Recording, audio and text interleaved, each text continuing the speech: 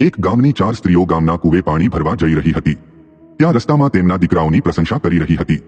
એક સ્ત્રી બોલી, મારો દીકરો કાશીમાં ભણીને આવ્યો છે, જેથી એ સંસ્કૃતનો વિદ્વાન થઈ ચૂક્યો છે, મોટા મોટા ગ્રંથો એને મોઢે યાદ છે. બીજી સ્ત્રી બોલી, મારા દીકરાએ જ્યોતિષી વિદ્યા શીખી છે, એની કોઈ પણ ભવિષ્યવાણી ખોટી નથી પડતી. ત્રીજી સ્ત્રી બોલી, મારો દીકરો પણ નજીકના ગામના વિદ્યાલયમાં ભણાવવા જાય છે. ચોથી સ્ત્રી મૌન હતી તો બધી સ્ત્રીઓએ એને કહ્યું, તું પણ જણાવ, તારો દીકરો કેટલું ભણ્યો છે? ચોથી સ્ત્રીએ કહ્યું, મારો દીકરો ભણ્યો નથી, એ ખેતીવાડી કરે છે.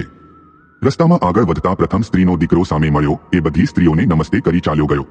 એ જ પ્રકારે બીજી અને ત્રીજી સ્ત્રીઓના પુત્રો પણ સામે મળ્યા અને એ પણ નમસ્તે કરી ચાલતા થયા. જ્યારે ચોથી સ્ત્રીનો દીકરો સામે મળ્યો તો પોતાની માતાને ઘડો લઈ પાણી ભરવા જતા જોઈ તો એણે ઘડો લઈ લીધો અને બોલ્યો કે માં, તું શા માટે પાણી ભરવા જાય છે? મને કહી દેવું હતું, હું લઈ આવત. એમ કહી પોતે ઘડો માથે મૂકી પાણી ભરવા ચાલ્યો ગયો. બાકીની ત્રણેય સ્ત્રીઓ જોતી રહી ગઈ. જીવનમાં શિક્ષા સાથે વ્યવહારિક જ્ઞાન પણ જરૂરી છે.